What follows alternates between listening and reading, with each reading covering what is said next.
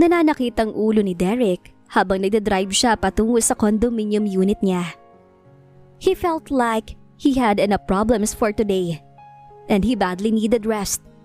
He was physically, emotionally, and mentally tired.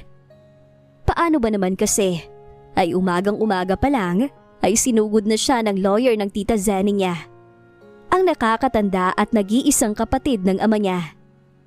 Ipinaalala ng lawyer nito ang kondisyong ibinigay ng tita niya ilang buwan na ang nakakalipas.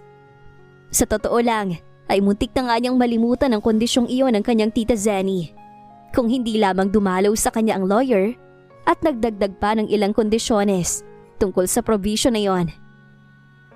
Nang binigyan siya nito ng provision noon, halos pagtawanan niya lamang yon.